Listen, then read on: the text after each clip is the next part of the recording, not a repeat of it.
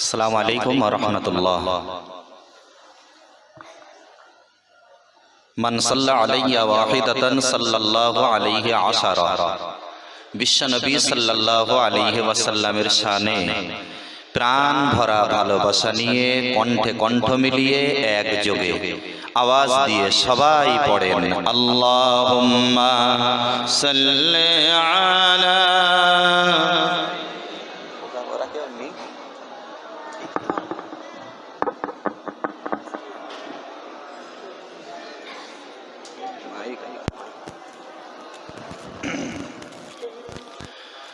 نحمده ونستعينه ونستغفره ونعوذ بالله من شرور أنفسنا ومن سيئات أعمالنا.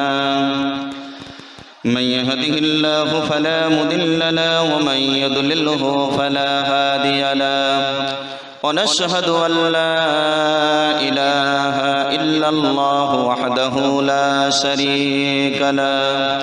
ونشهد أن سيدنا وحبيبنا ومولانا محمدا عبده ورسوله الذي أرسله بالحق بشيرا ونذيرا وداعيا إلى الله بإذنه وسراجا منيرا. فقد قال الله تعالى في كلامه المجيد وفرقانه الحميد: أعوذ بالله من الشيطان الرجيم. بسم الله الرحمن الرحيم.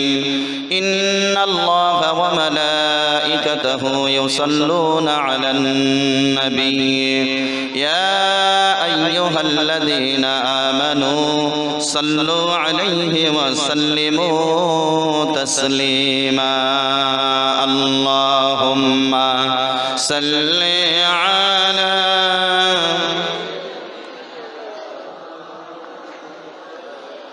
وعلى آل سيدنا. أما بعد فأعوذ بالله من الشيطان الرجيم. بسم الله الرحمن الرحيم. الرحمن علم القرآن صدق الله العظيم. وقال النبي صلى الله عليه وسلم: أفضل الأعمال الحب في الله والبغض في الله أو كما قال عليه السلام. সম্মানিত সভাপতি, এ মাদ্রাসার বিশিষ্ট খাদেম, সম্মানিত ডাইরেক্টর, বর্ষিয়ানা আলেম, বিস্তীর্ণ এলাকা থেকে শুরু করে গোটা বাংলা এবং বাংলার বাইরের মানুষের কাছে যার রয়েছে পরিচিতি, জনাব আলহাজ মাওলানা ইয়াকুব আলী সাহেব হুজুর। সত্যি নবীজি বলেছেন, মাল্লাম ইয়াশকুরিন নাস লাম ইয়াশকুরিল্লাহ। যে মানুষকে ভালো বলতে জানে না, সে আল্লাহকে ভালো বলতে পারে না। আপনারা এলাকাবাসী এ মানুষটা সম্পর্কে যা কিছু জানেন, সামনে বসে আছে, তারপরেও বেয়াদবি মাপ চেয়েই বলছি, আমরা যেন দেখতে পাই একটা সাদা সিধা মনের মানুষ। আচ্ছা, খুব ভুল বললাম বলে মনে হয়? সবসময় হাসি খুশি, খোশ মেজাজ, না আছে অন্তঃকরণের মধ্যে বিশাল কোনো জটিলতা, না আছে কোনো হিংসা। আল্লাহর মেহেরবানি, সাদা সিধা জীবনযাত্রা তিনি ভালোবাসেন। প্রকৃতপক্ষে একজন আলেমের ভিতর থেকে যেটাই সাধারণ মানুষ আশা করতে পারে, আমরা যেন সেটা এ বর্ষিয়ানা আলেম থেকে আমরা কিছুটা হলেও দেখতে পাই। ঠিক তার পাশাপাশি মজলিস থেকে বিদায় নিয়েছেন আমার অত্যন্ত প্রিয়জন, স্নেহধন্য বন্ধু মাওলানা আব্দুল মাতিন সাহেব। সুন্দর সুললিত কণ্ঠে আলোচনা করছিলেন আমার ছোট ভাইয়ের মতো প্রখ্যাত আলেমে দ্বীন মাওলানা আব্দুল মুহিত সাহেব। অপেক্ষা করছেন মাওলানা মাসুম বিল্লাহ সাহেব, মাওলানা আব্দুর রাকিব সাহেব, এছাড়া আরো ওলামা হযরত যারা আছেন পাশাপাশি স্টেজে বসে আছেন এবং 17 জন সম্মানিত শিক্ষক মহাশয়, বিস্তীর্ণ এলাকাবাসী, শ্রদ্ধেয় সমবয়স্ক স্নেহধন্য শ্রেণী বিশেষ সকলকে জানাই আন্তরিক অভিনন্দন ও ভালোবাসা। সর্বাগ্রে আল্লাহ পাকের শাহী দরবারে শুকরিয়া আদায় করি। প্রাণ খুলে সবাই বলেন আলহামদুলিল্লাহ। কতটা মানুষ আছেন একটু আওয়াজ দিয়ে বলেন আলহামদুলিল্লাহ। প্রিয় নবী সাল্লাল্লাহু আলাইহি ওয়াসাল্লামের শানে জানাই অসংখ্য দরুদ ও সালাম। সকলেই বলুন সাল্লাল্লাহু আলাইহি ওয়াসাল্লাম। আপনাদের কাছে শুরুতেই জিজ্ঞেস করি, এই মাদ্রাসার নাম কি আপনারা জানেন? ভবানীপুর সিদ্দিকিয়া আমিনিয়া কারিমিয়া মাদ্রাসা ও এতিমখানা, তাই না? এই তিনটে নামের তাৎপর্য, এর ব্যাখ্যা, সিদ্দিকিয়া বলতে আমরা মুজাদ্দিদে জামান দাদা হুজুর পীর কেবলা রহমাতুল্লাহি আলাইহি তাকে বুঝি।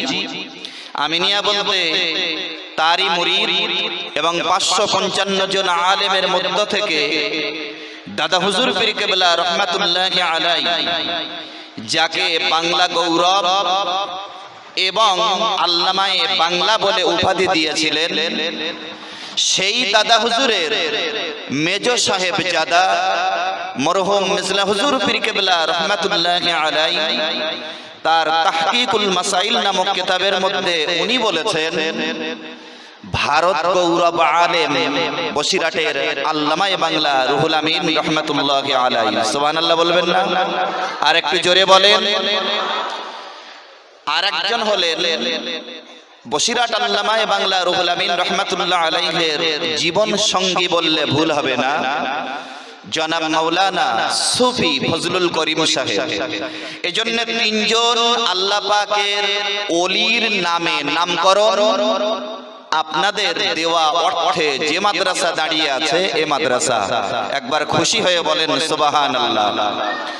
বসিরহাটের আল্লামায়ে বাংলা রুহুল আমিন রহমাতুল্লাহি আলাইহি দাদা হুজুর পীর কেবলা রহমাতুল্লাহ আলাইহির কাছে 555 জন আলেমের মধ্য থেকে সর্বোত্তম, সর্বশ্রেষ্ঠ এবং অন্যতম আলেম হিসাবে আল্লামা হুজুর বিবেচিত ছিলেন।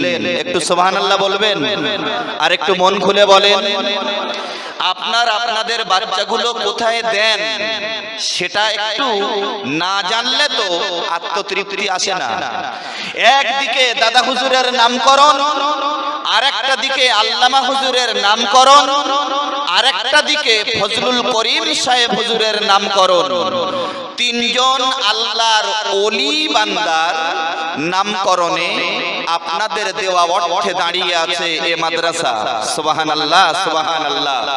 বসিরহাটের আল্লামায়ে বাংলা রুহুল আমিন রহমাতুল্লাহি আলাইহি তার 63 বছরের জীবনে এক কথায় যখন তিনি জ্ঞানের দরজায় পা রেখেছিলেন, সেই সময় থেকে শুরু করে মাথার ঘাম পায়ে ফেলে জীবনের রক্ত পানি করে দুই হাতে কলম চালিয়ে জাতির কাছে যত কিতাব তিনি রেখে গেছেন, সেই কিতাব রেখে যাওয়ার কারণে আজকে আমরা বলিষ্ঠ কণ্ঠে কথা বলতে পারি।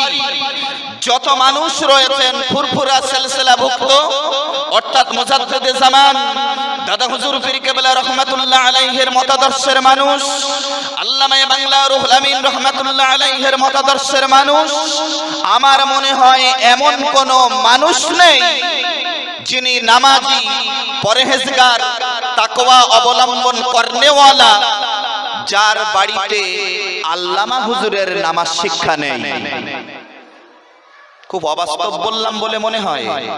যারা পড়তে জানে, যারা লিখতে জানে, তারা আল্লামা হুজুরের নামাজ শিক্ষাটাকে লক্ষ্য করে নিজেকে নামাজি বানাতে সুবিধাজনক মনে করেছেন। আল্লামায়ে বাংলা রুহুল আমিন রহমাতুল্লাহি আলাইহি যার নামকরণে এ মাদ্রাসা, তিনি কত বড় দরের আলেম জীবনে হয়তো অনেকটাই শুনেছেন, কিন্তু বর্ষিয়ান আলেম মাওলানা হাজী ইয়াকুব আলী সাহেব হুজুরের মতো আমি তো অতটা বলতে পারবো না, যার কারণে দুটো চারটে কথা একটু বলি। খুব ঠান্ডা মস্তিষ্কে একটু খেয়াল করুন কত বড় দরের আলেম তিনি ছিলেন। বসিরহাটের আল্লামায়ে বাংলা রুহুল আমিন রাহমাতুল্লাহি আলাইহি তার পঠিত কোরআন শরীফের তাফসীরের সংখ্যা হলো ৬৭ খানা। সুবহানাল্লাহ বলবেন না? জীবনে ৬৭টা তাফসীর পড়েছেন। হাদিসগুলির সংখ্যা হলো ৯০টি। হানাফি ফিকহের কিতাবের সংখ্যা হলো ৯৩টি। শাফিঈ কিতাবের সংখ্যা হলো ৩টি, ৪ খণ্ডে সমাপ্ত। মালিকি ফিকহের কিতাবের সংখ্যা হলো ১টি, ২ খণ্ডে সমাপ্ত। হাম্বলি ফিকহের কিতাবের সংখ্যা হলো ১টি। উসুলে হাদিসের কিতাব ১৬টি। আসমাউর রিজাল কিতাবের সংখ্যা হলো ২৭টি। আকায়েদের কিতাব এর সংখ্যা হলো ৫২টি। তারিখ এবং সিরাত সংক্রান্ত কিতাব ৫৯টি। এভাবে করে এ পর্যন্ত আমি একটার পর একটা যদি বলি আর প্রত্যেকটার যদি ব্যাখ্যা করি কত সময় লাগবে আলেমরা বুঝতে পেরেছেন। মাওলানা মুহিত সাহেব এখানে আলোচনা রাখতে রাখতে ইমামে আজম আবু হানিফা রাহমাতুল্লাহি আলাইহির কথা শেষের দিকে রেখে গেছেন, তাই না? তবে আমার দুঃখ একটা জায়গায়, কিছু মনে নেবেন না তো? যারা মুজাদ্দিদে জামান দাদা হুজুর পীর কেবলা রাহমাতুল্লাহ আলাইহির মতাদর্শের মানুষ, আল্লামায়ে বাংলা রুহুল আমিন রাহমাতুল্লাহ আলাইহির মতাদর্শের মানুষ, আজকে এদের লিখিত কিতাব যারা পড়াশোনা করেন, হতে পারে তাবলীগ জামাতের লোক, হতে পারে জামাত ইসলামের লোক, হতে পারে আহলে হাদিসের লোক, হতে পারে অন্য কোন সম্প্রদায়ের লোক, তারপরেও আমার জানা মতে হয়তো সিলসিলার বাইরের এই ২-৪ জন মানুষ একটু আল্লামা হুজুরকে নিয়ে মন্তব্য করেছে। কিন্তু দুর্ভাগ্যজনক সত্য এই, মুজাদ্দিদে জামান দাদা হুজুর পীর কেবলা রাহমাতুল্লাহ আলাইহির মতাদর্শ মুখে মানি, মৌখিক স্বীকৃতি দেই, অথচ তলে তলে আল্লামা হুজুরকে বিরোধিতা করার মতো মানুষও এ সিলসিলার মধ্যে ২-১ জন হলেও আছে বলে আমি জানি, তবে নাম করব না। আল্লামা হুজুর কত বড় দরের আলেম, কটা প্রমাণ দিয়েছে নিশ্চয়ই আপনারা বুঝেছেন। ইমামে আজম আবু হানিফা রাহমাতুল্লাহি আলাইহি তার সম্পর্কে বিশ্বনবী সাল্লাল্লাহু আলাইহি ওয়াসাল্লাম হযরতে সালমান ফারসি রাদিয়াল্লাহু তাআলা আনহু এরকম উরুতে বাড়ি দিয়ে একদিন বলেছিলেন, কেউ যদি কাউকে একটা ঠাসা চড় মারে আর কেউ যদি আদর করে চড় মারে, দুটো কি এক হয়? একটু কথা বলেন। এরকম টুপ করে একটু মেরে রাসূল করিম সাল্লাল্লাহু আলাইহি ওয়াসাল্লাম বলেছিলেন, আল্লাহ সুবহানাহু ওয়া তাআলা তিনি সেই সুরাইয়া নামক জায়গা থেকে বিরাট একজন পণ্ডিতকে পারস্য দেশে আল্লাহ পাঠাবেন। তিনি কে? রাসূল করিম সাল্লাল্লাহু আলাইহি ওয়াসাল্লাম বলে যাননি, তবে আল্লাহ পাঠাবেন এটা আদর করে রেখে গেছেন এ বাক্য, এ বাণী। তিনি হলেন ইমামে আজম আবু হানিফা রাহমাতুল্লাহি আলাইহি। তার একটা কথা না বললে মুহিত সাহেবের কথার সঙ্গে সামঞ্জস্যতা বজায় হবে না। কথাটা কি রকম? ইমামে আজম আবু হানিফা রাহমাতুল্লাহ আলাইহির কাছে একদিন একজন লোক যে বলল, হুজুর আমার টাকা হারিয়ে গেছে অথচ আমি পাচ্ছি না। কথা বুঝতে অসুবিধা হচ্ছে না তো? কি হারিয়ে গেছে একটু জোরে বলো। আমার টাকা হারিয়ে গেছে অথচ আমি পাচ্ছি না। ইমাম সাহেব বললেন, তুমি বাড়ি যেয়ে নামাজ পড়ো।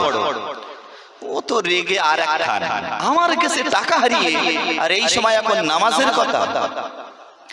আমার ভাইরা, আমার বাবাজিরা এবং মাদ্রাসার শিক্ষক মহাশয় যারা আছেন, বড় বড় জ্ঞানের অধিকারী যারা আছেন, সকলকে জানাই, আপনারা হয়তোবা জানবেন এবার ইমামে আযম আবু হানিফা রাহমাতুল্লাহি আলাইহির কাছে একবার যখন গিয়ে বলেছেন, হুজুর আমার টাকা হারিয়ে গেছে, সঙ্গে সঙ্গে ইমাম সাহেব বললেন, যাও বাবা তুমি বাড়ি যাও, বাড়িতে যে তুমি এখন নামাজ পড়ো। লোকটা তো নামাজ পড়লো না, কিছু সময় পরে আবারও চলে গেল, হুজুর টাকা হারিয়ে গেছে। ইমাম সাহেব বললেন, যাও বাবা বাড়িতে যে নামাজ পড়ো। এবারও নামাজ পড়লো না। আবার কিছু সময় পরে আবার যখন গেলেন, সঙ্গে সঙ্গে ইমাম সাহেব একই কথা বলে দিলেন, যাও বাবা বাড়িতে যে নামাজ পড়ো। এই লোকটা সঙ্গে সঙ্গে মনে করেছে এইরকম একজন বুজুর্গ আলেম, এইরকম একজন বড় মাপের আলেম, যিনি একজন উন্নত মানের ফকাহাবিদ, ফকাহর কিতাবের জন্মদাতা যিনি নুমান বিন সাবিত। ইমামে আযম আবু হানিফা রাহমাতুল্লাহি আলাইহি যখন তিনবার একই কথা বলেছেন, আমি আর নামাজ না পড়ে দূরে থাকবো না। ইমাম সাহেবের কথা মতো যখন ওই লোক নামাজ পড়ার জন্য দাঁড়িয়ে গেল, 2 রাকাত 4 রাকাত 6 রাকাত 8 রাকাত 12 রাকাত যখন হয়ে গেল, সঙ্গে সঙ্গে মনের ভিতরে এসে গেল, অমুক জায়গায় টাকা রয়েছে, ওখান থেকে এই টাকাটা আমি পেয়ে যাব। আর এতটুকু দেরি না করে যেই নাকি নামাজ 10 থেকে 12 রাকাত হয়ে গেল, আর দেরি না করে কোথায় টাকা রেখেছে সেই কথা মনে পড়েছে, দ্রুত সেখান থেকে টাকাটা যখন পেয়ে গেল, দৌড়ে চলে গেল ইমাম সাহেবের কাছে। হুজুর আপনি তিনবার নামাজ পড়ার কথা বলেছেন, আমি আর আপনার কথা অমান্য না করে নামাজে দাঁড়িয়েছিলাম। আমি যখন নামাজে দাঁড়িয়ে গেলাম, 12 রাকাত মতো যখনই হয়ে গেল, আমার টাকা কোথায় আমার তা মনে পড়লো। হুজুর এর ভিতরে হাকিকত কি বুঝলাম না তো। ইমাম সাহেব তখন বললেন, তুমি টাকা কোথায় রেখেছিলে? শয়তান তোমাকে ভুলিয়ে রেখেছিল। যখনই তুমি নামাজে দাঁড়িয়েছো, শয়তান তখন মাথার চুল ছেঁড়া শুরু করেছে। তোমার টাকা কোথায় শয়তান মনে করিয়ে দিয়েছে, যার কারণেই আমি নুমান বিন সাবিত তোমাকে নামাজ পড়ার কথা বলেছিলাম। সুবহানাল্লাহ বলবেন না? আর দুটাটা কথা আমি যে বলেছি, আল্লামা হুজুরের দিকে মন্তব্য করার মতো মানুষ দুটো একটা থাকলেও আছে, অথচ তারা আবার নামধারী আলেম। এটা কেন একটুখানি বলবো। এই দেখেন, ইবতিলাউল আখিয়ার হায়াতুল হায়াওয়ান বলে এইরকম মোটা একটা কিতাবের 517 পৃষ্ঠাটা আমি একটু দেখেছি আজ। তাতে লেখা রয়েছে, নবী ঈসা আলাইহিস সালামের জমানায় ইবলিস শয়তান একদিন 5 বস্তা মালামাল নিয়ে 5টা গাধার পৃষ্ঠে ওই মালগুলো রেখে ইবলিস শয়তান পাইচারি করছে, খরিদ্দার করছে, কাকে দেওয়া যায়। কার কথা বলেছি?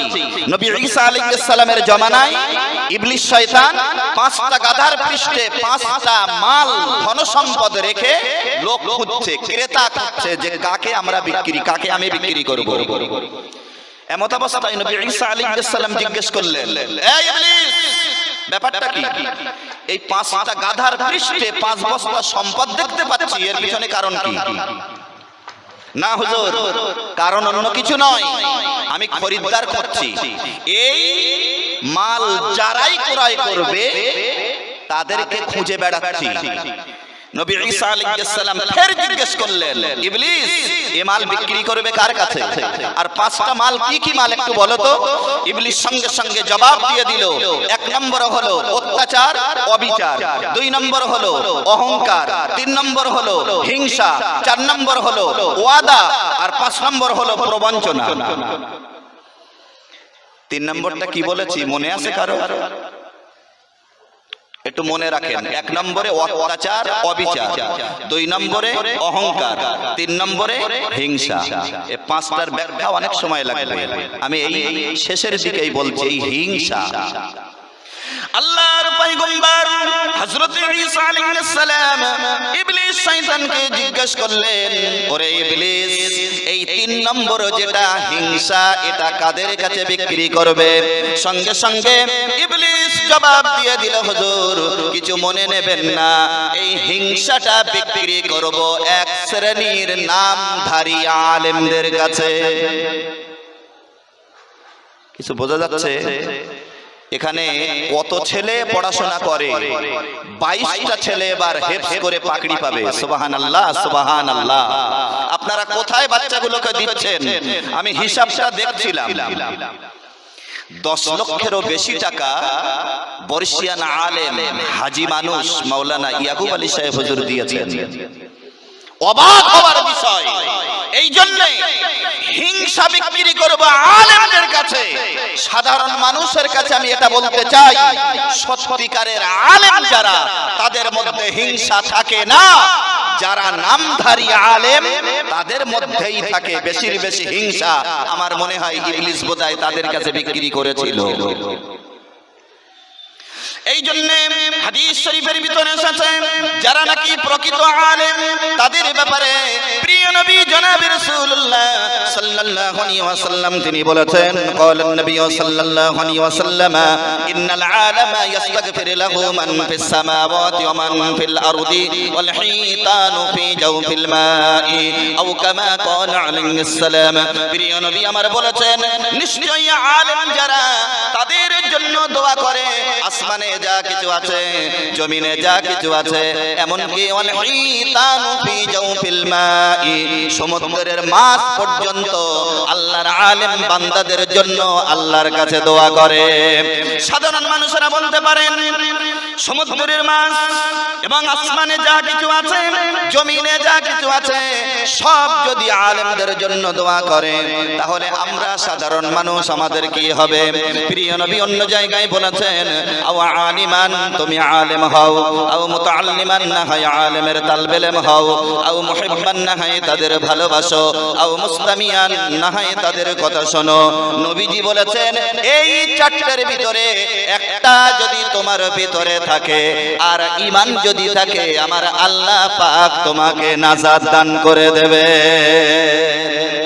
একটু মন খুলে বলেন, একটু আওয়াজ দেন তো, নারায়ে তাকবীর। তাহলে রাসূলুল্লাহ আরো আলেম চেনার ব্যাপারে বলেছেন, ইন্না হাযাল ইলমা দীনুন ফানজুরু আম্মান তাআখুযুনা দীনাকুম, নিশ্চয়ই ইলম হচ্ছে দ্বীন, সুতরাং লক্ষ্য রাখবে যে এই দ্বীন কার নিকট থেকে গ্রহণ করছো। এবার আমি বলি, মুসাদ্দিদে জামান দাদা হুজুর পীর কেবলা রাহমাতুল্লাহি আলাইহি, বসিরাটির আল্লামায়ে বাংলা রুহুল আমিন রাহমাতুল্লাহি আলাইহি, তাদের মত, তাদের মতাদর্শকে সমাজের বুকে বিরাট ভাবে জাগিয়ে রাখতে সংগঠনের আলেম সহ সমাজের বিরাট একটা আলেমদের ভূমিকা রয়েছে। আজকে আপনি ভাবছেন তেতুলিয়া মাদ্রাসা দাদা পীরের মতাদর্শের উপরে চলে, বসিরহাট আমিনিয়া মাদ্রাসা দাদা পীরের মতাদর্শের উপরে চলে, আমিনপুর মাদ্রাসা দাদা পীরের মতাদর্শের উপরে চলে, আর 4 নম্বরে বয়স অল্প কিন্তু বিস্তার হয়েছে বিরাট জামিয়া রহমানিয়া ইউনিভার্সিটি, এটা দাদা পীরের মতাদর্শের উপরে চলে। এছাড়া সংগঠনের যত বালিকা মাদ্রাসা রয়েছে, মুফতি ভাই রজব আলী সাহেবের ইখতিয়ারে খাদিজাতুল কুবরা মাদ্রাসা আল্লাহর মেহেরবানি দাদা পীরের মতাদর্শের উপরে চলছে। এছাড়া দক্ষিণ বরণী মাদ্রাসা দাদা পীরের মতাদর্শের উপরে চলছে, চিশতিয়া মাদ্রাসাতুল বানাত দাদা পীরের মতাদর্শের উপরে চলছে, আয়েশা সিদ্দিকা মাদ্রাসা দাদা পীরের মতাদর্শের উপরে চলছে। এছাড়া জীবনতলা মাদ্রাসা দাদা পীরের মতাদর্শের উপরে চলছে। আবার আমার স্নেহধন্য ছোট ভাইয়ের মতো মাওলানা আব্দুল মুহিত সাহেবের ইখতিয়ারে মা আমেনা মাদ্রাসাতুল বানাত বলে যে মাদ্রাসাটা তরুণীপুরে, তার শিলান্যাস হয়েছে কয়েকটা দিন আগে, সেটাও ইনশাআল্লাহ দাদা পীরের মতাদর্শের উপরে চলবে। আল্লাহ যেন তৌফিক দেন, বলুন আল্লাহুম্মা আমিন। এবার বলুন তো, ভবানীপুর সিদ্দিকিয়া আমিনিয়া কারিমিয়া মাদ্রাসা দাদা পীরের মতাদর্শে চলে বলে আপনারা মনে করেন? এত আসতে বললেন মানে আমার উপরে কি রাগ নাকি? আমি তো একটা বাজে বাজে কথা বলিনি, যা বলেছি আলহামদুলিল্লাহ একটু জেনে শুনে বলেছি। এই জন্য বলি, এই সংগঠনের ছোট ছোট বয়সের আলেম সহ ঊর্ধ্বতন যত আলেমে দ্বীন আমাদের মাঝে আছেন, আহারে দাদা হুজুর এবং আল্লামা হুজুরের মতাদর্শকে টিকিয়ে রাখতে জীবনের রক্ত পানি করে, জীবনের ঝুঁকি নিয়ে লক্ষ লক্ষ টাকা জাতির স্বার্থে ব্যয় করে মাদ্রাসাকে কি করে টিকিয়ে রাখা যায়, তার জন্য যারাই চেষ্টা করে যাচ্ছেন তাদের মধ্যে আরো একজন অন্যতম ব্যক্তিত্ব হলেন এই বয়োপ্রবীণ আলেমে দ্বীন। একটু সুবহানাল্লাহ বলবেন না? কি দায় পড়েছে? লক্ষ লক্ষ টাকা যার রোজগার রয়েছে, কি দায় পড়েছে তার? এলাকার ছেলেদের, দূরবর্তী এলাকার ছেলেরা যখন আসবে, কাউকে হাফেজ বানানোর জন্য খাইয়ে খাইয়ে তাকে হাফেজ বানাতে হবে, একজন আলেম বানাতে হবে, ভালো রেজাল্ট করে এখান থেকে বেরিয়ে যাবে, শিক্ষকদের পর্যাপ্ত পরিমাণে বেতন দিতে হবে এবং তারা রীতিমতো মেহনত করবে, ঠিক তার পাশাপাশি সেই মেহনতের ফসল জাতিকে দেখাতে হবে। কি দায় পড়েছে? আল্লাহর মেহেরবানি, প্রতিনিয়ত যার একটা দুটো তিনটে চারটে করে জলসা, যার জিকিরের মজলিস, যার দোয়া, যার ভিত্তি স্থাপন করা, যার দ্বারা শিলান্যাস করা, যার দ্বারা মসজিদ মাদ্রাসার ভিত্তি শুরু করা, এরকম একটা মানুষকে আল্লাহ পাক সমাজের কাজ যেভাবে দিয়েছেন, তার তো ঘি পোলোয়া মাছের মাথা জোগাড় করতে অভাব হয় না। অথচ এলাকাবাসীকে মানুষের কাছে প্রচার প্রসার করিয়ে দিয়েছেন এই মানুষদের ওসিলায়। আমার আল্লাহ, ভবানীপুর এই মাদ্রাসা না থাকলে বিশ্ববাসী কতটা চিনত? যুক্তিটা বোঝা যায়নি? বিশ্ববাসী কতটা চিন্ত?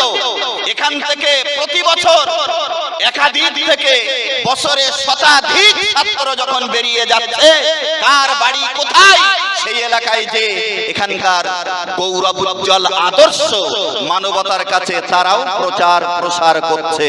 আলহামদুলিল্লাহ, কি সুন্দর সাজানো গোছানো একটা পরিবেশ এই জায়গাটা। গত বছর মনে হয় ইট ছিল, আল্লাহর মেহেরবানি এবার আবার আপনারা অর্থ দিয়েছেন, ঢালাই হয়ে গেছে। আপনাদের শুকরিয়া আদায় করে আমি শেষ করতে পারবো না। আমি হুজুর আমাকে দেখাচ্ছিলেন হিসাবের ব্যাপারটা, আমি দেখলাম 1 লক্ষ থেকে 1.5 লক্ষ টাকা এখানে ঈদের নামাজ পড়তে এসে আপনারা মাদ্রাসায় দান করেন। সুবহানাল্লাহ, সুবহানাল্লাহ। একদম শেষ কথা প্রিয় নবী বলেছেন, ইকরাউল কুরআন ফাইন্নাহু ইয়াতি ইয়াউমাল কিয়ামাতি শাফিআন লি আসহাবি। তোমরা কোরআন তেলাওয়াত করো। এই হাদিসের ব্যাখ্যায় এসেছে, যে ব্যক্তি কোরআন তেলাওয়াত করবে সেই ব্যক্তির জন্য কিয়ামতের দিন কোরআন আল্লাহর কাছে সুপারিশ করবে।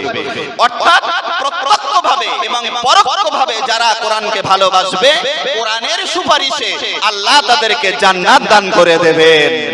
একটু জোরে সুবহানাল্লাহ বলবেন না? এই জন্য যে 3 জন আল্লাহর ওলি বান্দার নামে এই মাদ্রাসা, আমার বিশ্বাস তাদের রূহানি দোয়া এবং সংগঠনের আলেমদের প্রচেষ্টায় আল্লাহ পাক সুষ্ঠুতার সঙ্গে চালাচ্ছেন। বিগত 22টা বছর ধরে হুজুরের মেহনত করছেন, আর 69 বছর বয়স হয়েছে এই মাদ্রাসার ভিত্তি থেকে শুরু করে আজ পর্যন্ত। আমি হিসাব করছিলাম, আপনাদের বিরাট একটা ফসল, নাজাতের কারখানা। ধরে রাখুন, সাথে থাকুন, চিরকাল সাথে থাকুন। আল্লাহ যদি চান এই মাদ্রাসায় ওসিলা হয়ে যাবে কিয়ামতের দিন নাজাতের। আল্লাহ যেন তৌফিক দেন। ভুল ত্রুটি বেয়াদবি মাফ করবেন। বিদায় নিচ্ছি। মুফতি মাওলানা মাসুম বিল্লাহ সাহেব এসেছেন, আব্দুর রাকিব সাহেব তিনিও এসেছেন, আলোচনা রাখবেন। একেবারে ঝটপট করে যে কটা কথা বলেছি, আল্লাহ পাক আমাদের সকলকে মানার, বোঝার, আমল করার তৌফিক দান করুন। হাযা মা ইনদি ওয়া ইলমু ইনদাল্লাহ আলাইহি তাওয়াক্কালতু ওয়া ইলাইহি উনীব। সবাইকে ধন্যবাদ। আল্লাহ হাফেজ। আসসালামু আলাইকুম ওয়া রাহমাতুল্লাহ।